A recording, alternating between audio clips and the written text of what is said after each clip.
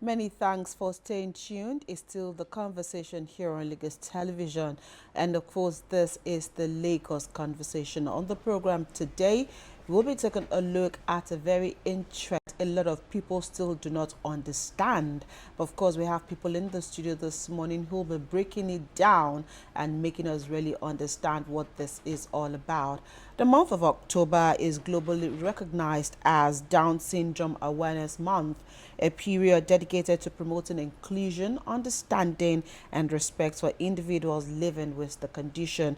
But beyond the medical definition, many myths and misconceptions still surround the Down syndrome, of course, which necessitated today's topic, Down syndrome breaking the myth. And of course, we have joining us in the studio this morning, members of the Down Syndrome Foundation Nigeria, as well as our friend who's also here to take us through what exactly this is all about and how, of course, people living with, the Down syndrome can also be integrated in everyday life. Join us this morning as a welcome. Sunday Ojo is the head educational and social services at the Down Syndrome Foundation Nigeria. Thank you for being here on the program this morning.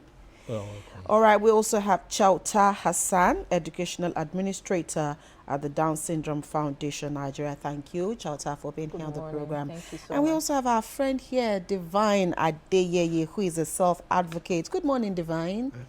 How are you? Good job.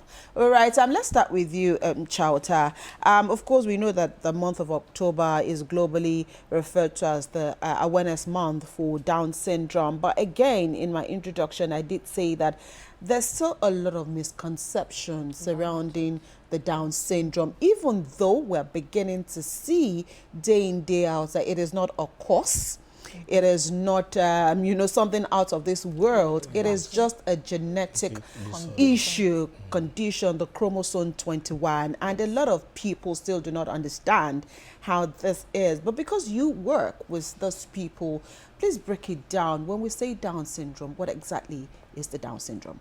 Okay, just to correct you, for the month of October, it's an awareness month. Right. We also have the month of March. Yes, I said month of October is globally. March 21st. October is globally an awareness month. No, March. March it is? Yes. Okay, so what is October? October is just an awareness. Okay, We're an just awareness. creating awareness okay. about Down syndrome. Right, okay. So, like you rightfully said, Down syndrome is a condition, a genetic condition, whereby the chromosome, we all know that the mother and the father come together to create the child. Then we have chromosome 23 chromosomes from the mother, 23 chromosomes from the father, coming together to form this child. Good. Now, there's one chromosome that causes this whole confusion, the chromosome 21. Now, when this happens, when this chromosome causes this confusion, we see a feature in that child. From the face, the first thing is the face. Then another thing is the intellectual disability. Then the third thing is a heart condition. Most of these children have health condition. Okay. Majorly heart. So our foundation has, we came into existence to help children with this condition. It was founded by our president, Mrs. Rose Modi. Yes, she started it because her last child has this condition. So when it happened, of course, she didn't know what it was. She had the child in the UK and came back to Nigeria, and there was this question, what's happening, what's going on? And 24 years ago, so Awele has grown into a beautiful young lady. Yes, Awele is in her 30s now, and she's living the life. So because of the questions she had then, she started the foundation then. So, and when it happened, people thought it was a spiritual attack. Right. Some even said it is a disease.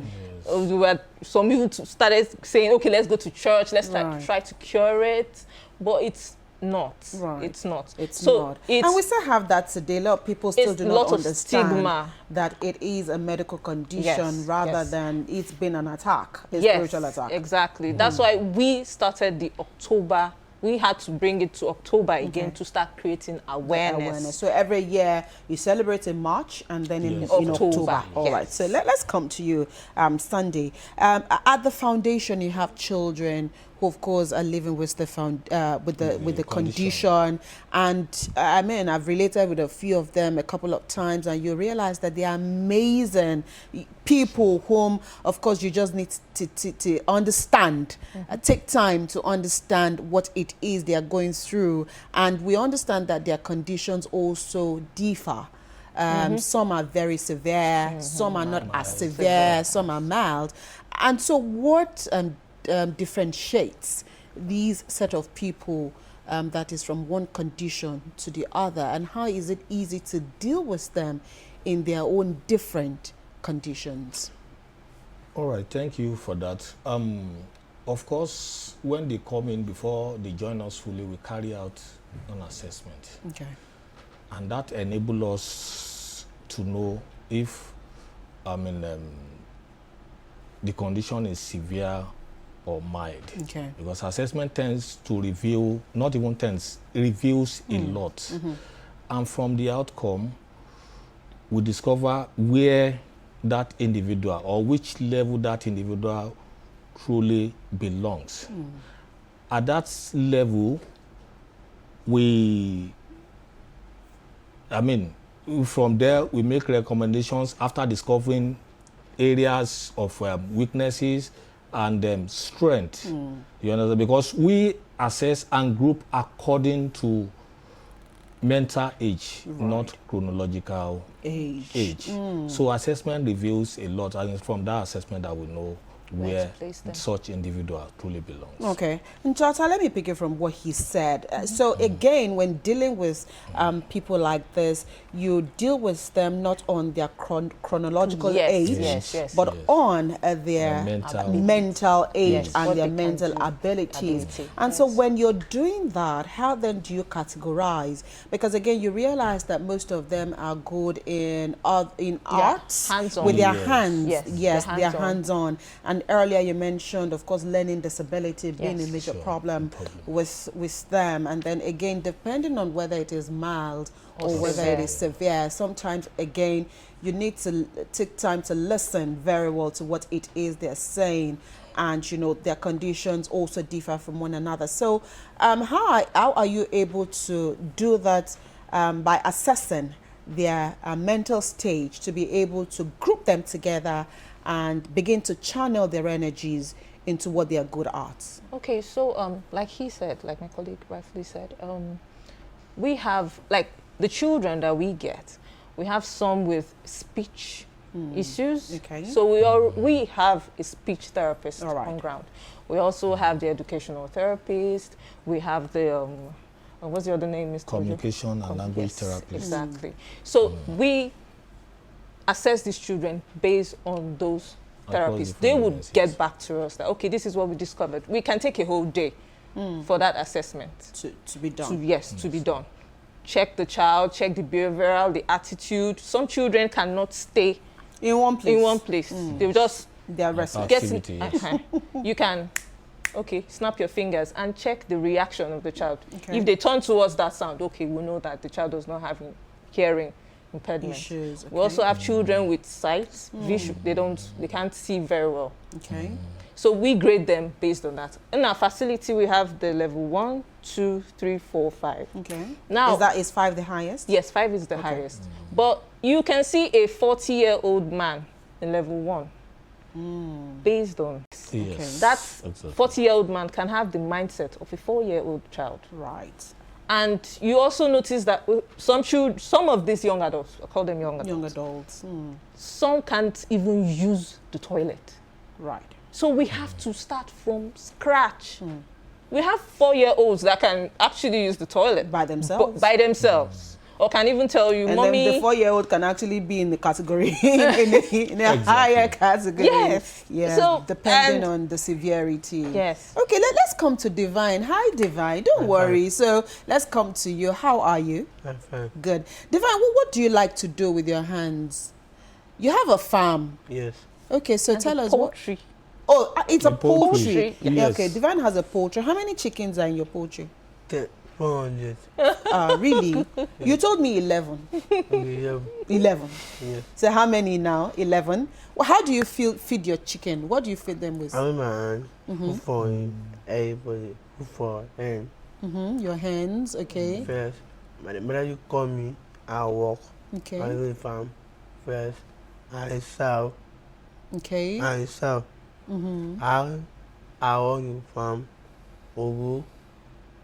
You draw. Put for him.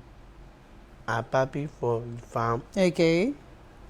First, I walk. And then, Okay. and then mother say that I'll sell.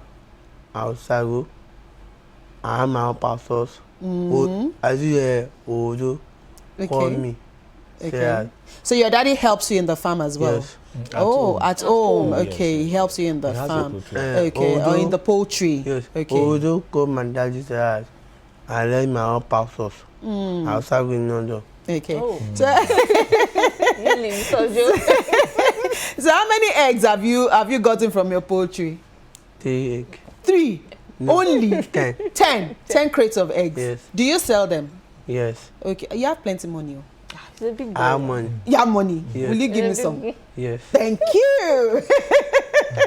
Thank you. Let's come back to you, Sunday. Again, if you were to assess how parents are now coping with this issue, on a grade of 1 to 10, how would you score them? Are parents now becoming more receptive to this issue, or are they still shying away? Because, I mean, we've heard stories of parents locking them up, not wanting people to identify with them, not allowing them to go out. But if you were to look at the situation now that, we've been doing a lot of awareness and we're talking about breaking the myth, would you agree that parents are beginning to accept the condition, or do we still have that mindset of parents saying, you will not go out? Or how is it at the moment? Yes, just like you asked, on a scale of 10, I will give parent 5. Reason being Okay, that's that, half. Yes, halfway.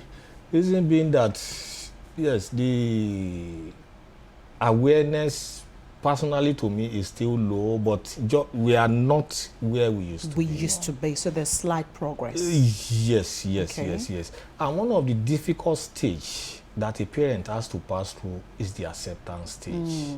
So we have a lot of That's- people still living in denial. Denial, yes. Right. And parents are still hiding them away. And that is one of the reasons why, we are having this Awareness, yes. awareness Okay. to continue to. Advocacy is a continuous project that we need to do just to continue to enlighten the populace and also sensitize those in position of authority. Okay, Chota, That's it. aside denial, where the parents are having, what other factors do you think that, we need to work on? Again, the child is here already. There's nothing you want to do about it, but we still have a lot of people who still feel like, okay, yes, the child is here, but I don't want to deal with the situation and begin to stifle those children or begin to be mean to those children or not allow them to, have access to help. So again, how do we begin to let parents know that they are here, they need to be loved and catered to? I think parents need to be more open-minded. Okay. This the stigma, that shame when they have a child with this condition. I'm not just limiting it to just Down syndrome. There's so many there's other so many other yes. conditions. intellectual disability, physical disability, as the case, learning disability. They try to avoid it. They don't want to talk about it. We've had cases of parents like that, even in the regular school. I was in that space for a very long time, and they know that this child has there's a question. Yeah. Okay, well, there's something wrong with this child, and you don't want to accept it.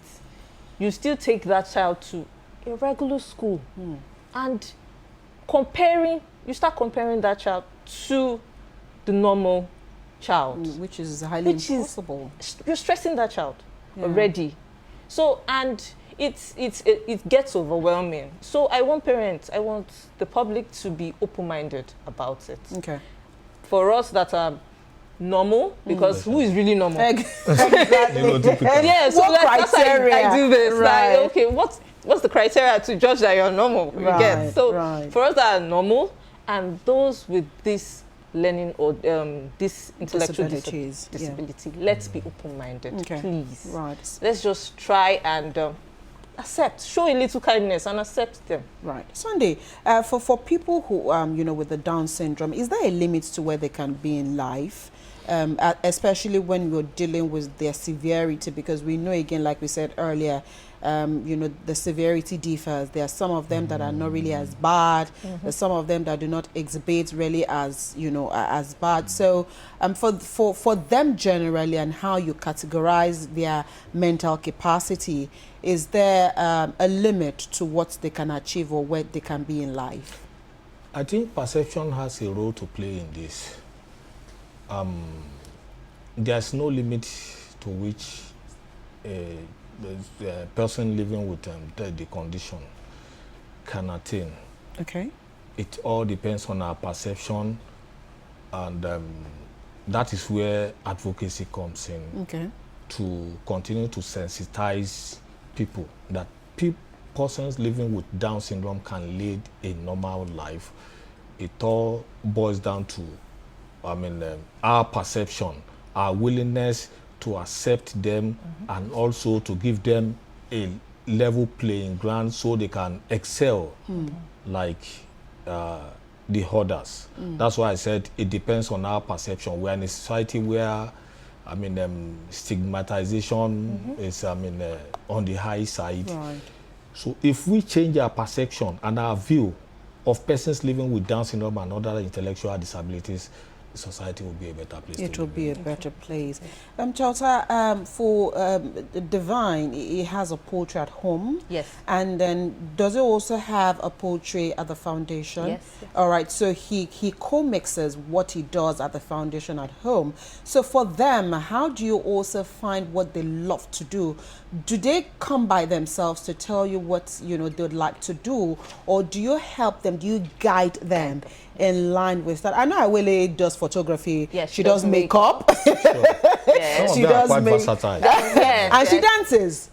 She's Sure. a good dancer. So do you help them, guide them We guide into them. those things, and how then do they develop themselves along the line? Okay, so in our facility, the It's center, fine. It's okay. I mean, we it's fine. we have various units, vocational units. We have bead making, sewing, basically hands-on. Okay. So the farm, poultry, the fish farm, we just recently commissioned our fish farm, Okay. where we can do almost 10,000 fish. Fish. Oh, Yes. wow. So the fish farm, we have the bakery, we have the, I mentioned the sewing, photography. Okay. Yes. So these units, we watch the child, of course, we observe. During that assessment process, Period, yes, okay. the period, we assess the child, we notice what, at the initial stage, we expose them to Everything. Everything. Okay. Yes. Right, Expose before them. they then and specialize they now in a tend to know where particular their one. interest- their interest So you lies. see, during that time, you see where their interest Yes, really where their lies, interest and then you in, can then yes. begin to guide them. them Yes. into those For his things. case, he was more interested in poultry. Okay. In fact, he is in charge, practically in charge of it. Okay. Sweeps the place, watches the birds, feeds them, give them water, and like that. So he knows practically everything about that poultry. Okay. That also helped him into making his own at home. Right. Yes, that was where he created it. So we have a lot of our young adults too that make clothes. I wish you could come for our fun fair. We have It's like things. an exhibition. Yes, Right. we display everything, things that they make. The leather work, I forgot Okay, to mention leather that. work. Shoes, we make shoes, bags. Let me stay with you. How do they cope with tantrums? How easy do they deal with rejections and disappointments? Because I know that there are a set of people who love routines. Yes. And they are more or less like they get so adapted to what they know how to do best. Yes. And so when you alter those routines, it triggers a whole lot of issues for them. So how do you deal with their tantrums, and how do you also help parents to notice how to deal with those situations? Because dealing with them, it's a whole lot of work, but then you also need to understand them to be able to deal with their situation. So how easy is it to also help them adapt to changes when they occur? Okay, like you mentioned, most of the what they do is practically and mostly routinary. Then we have in-house therapists. I mentioned that we also have a nurse in-house. Then depending on the severity of their cases, we have young adults with Down syndrome most times are mild tempered. Right.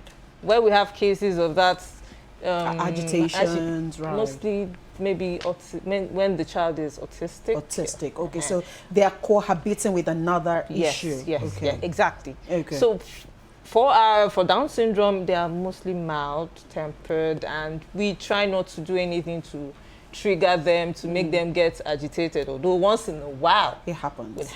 Right. It might be maybe you hit or you yell to trigger such a reaction, which we try not to. We have a safeguarding policy in the center where people that work with us go through a training process on how to handle. Because you have to be emotionally safe to deal with them. It's not just anybody that you can just... because they also can test your patience.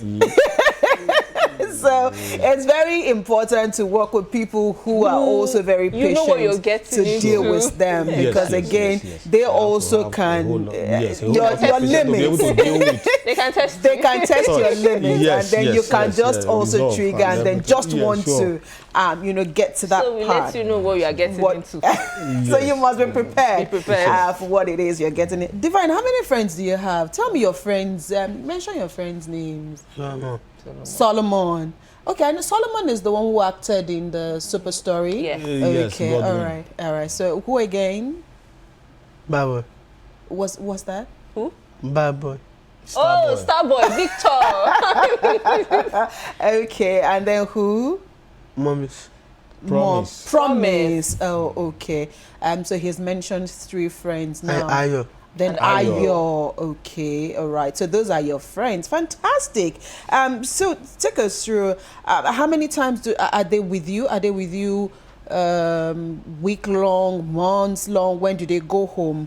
When they're in the foundation? We're on a school calendar. Okay, it's a school calendar. Yes. Okay. Because we understand the importance of, bonding. Right. Yes. When it's time for midterm, they go home. Yes, and from there, parents can also make their own observations if there are other areas that we need to look into. Let us know. Okay, so it's actually you run a school calendar, and then when school is on break, they also go home. So at times, because again, you said when they go home, parents also make their own observations. Are there times that you've had to notice a change while they were in school and when they've gone home? Do they always want to come back to school? Is there always that agitation to be away from their homes and wanting to be in the school environment because they have people, they have their friends who are, in the same system with them? And how do they handle siblings or families who are different from them? Yes. As a matter of fact, most times when they come in, there is this, this eagerness to come back? No, at the first instance, when they join us newly, there is this resistance. Naturally people are resistant to change. Change, yes. You understand what I'm saying? Changing environment, changing routines, and other things. You understand? But over time, it's a communal living, you understand? And there is, I mean, a daily schedule for individuals. Okay. You understand? So as we progresses, we understand the fact that it's no longer business as usual. I'm now living a new, I mean, life entirely. And considering the fact that you recall that I made mention of parents living in denial. Right. Yeah. So most times parents hide them away. And when they have that opportunity to go out, relate with others, be in a new environment. Yes, it's a whole, I mean, a lot of experience for them. So by the time, or by the end of the term, some of them, I don't want to go home.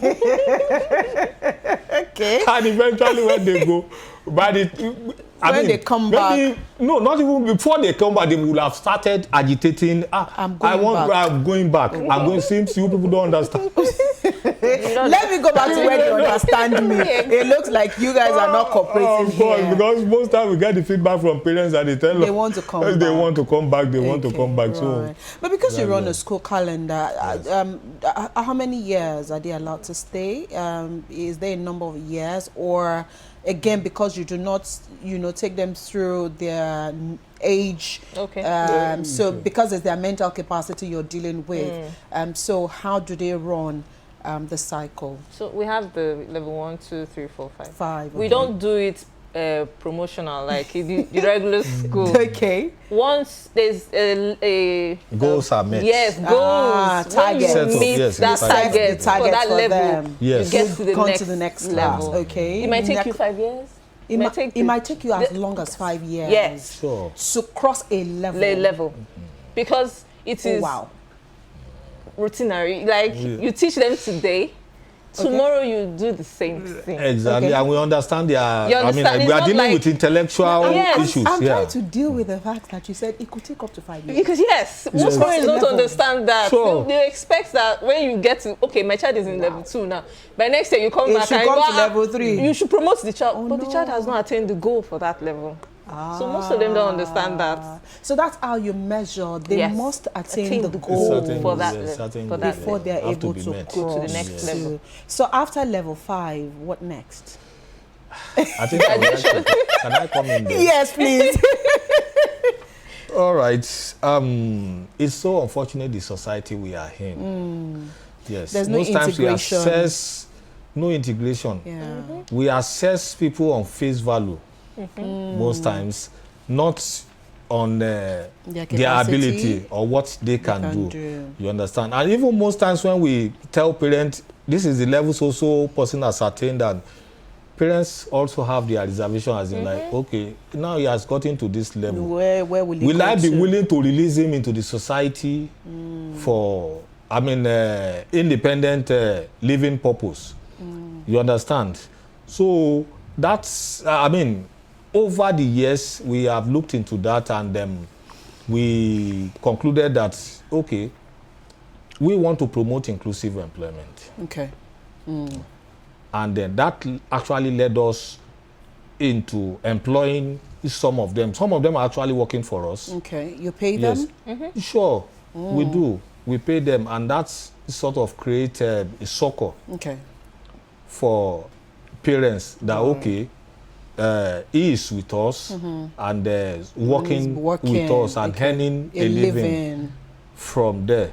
You know, it's just unfortunate the society we are in. The willingness is not there. Not there. I mean, to include them in paid employment. Into the service. That's quite a tough one.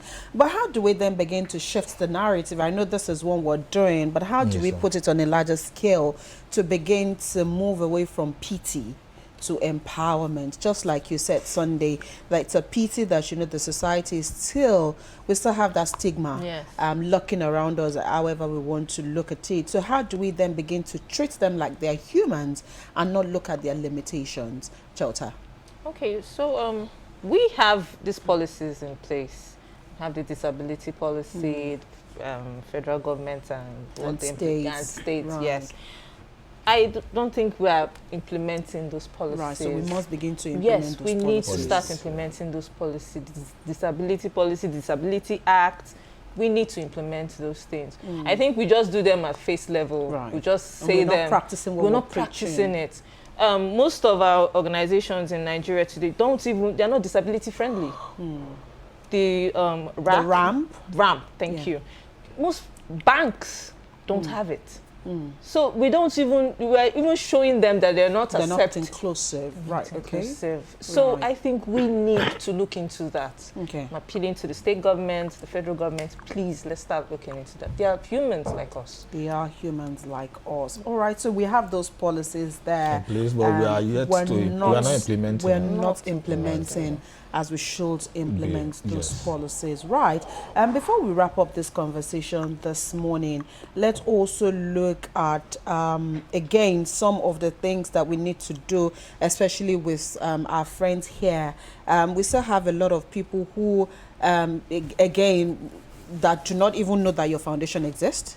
Still keep them under lock, still treat them like they were, aliens. And so what's the appeal this morning, Sunday, to parents who might be lucky to be watching us this morning and have children with Down syndrome or know someone living in that condition? How do we begin to say that there's help somewhere?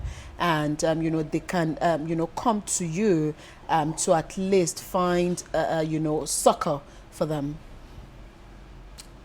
Yes, I think we will have to continue to create that awareness, let people know and understand the fact that those living with this condition are educable and it can lead a normal life if we provide the necessary support and put structures in place to help them. Right. And also make them to, understand the fact that having Down syndrome or living with that condition is not the end of life. Right. It's And not a parents, death sentence. yes, parents must, also understand the fact that they never, It was intend not to be their this fault. way. Yes, It wasn't exactly. their fault. Exactly. Right. And also open up themselves and seek help and continually seek knowledge. That where can I get help for this, my child? Right. You understand? And also do away with this denial that we are talking about. Right. Divine, do you like to dance? Yes. Tell me your best song. Who do you like to dance? What song? Obido. Davido? Yes. Oh my God.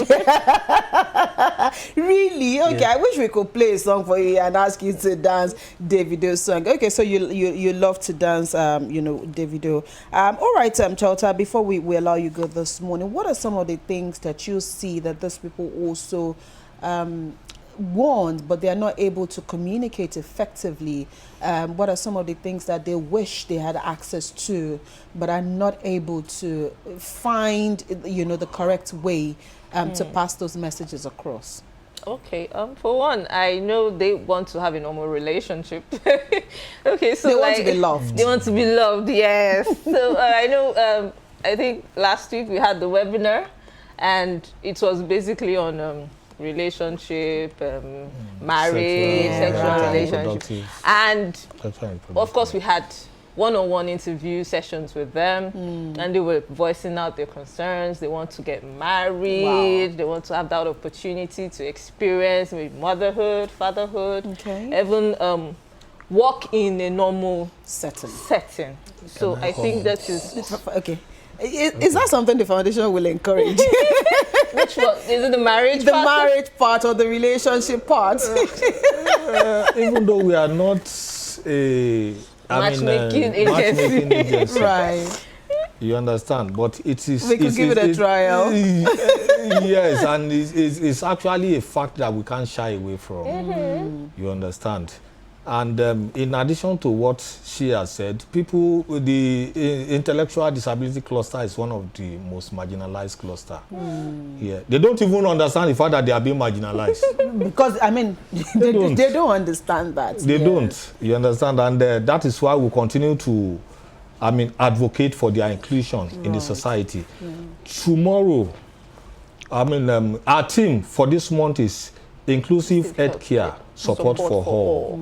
And that's why we want to enjoin those in position of authority to make the society more inclusive. Okay. People living with intellectual disability also, they have rights. They have rights, Yeah.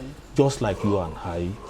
They should be given Divine, don't access. sleep. Are you cold? He has kata.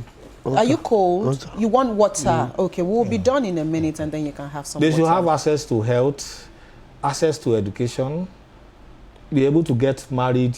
In fact, all spheres of human endeavor that Right. you and I can think of. Yeah. You understand? That is when we can rightly and boldly say we have an inclusive society. All right, so we would let you go.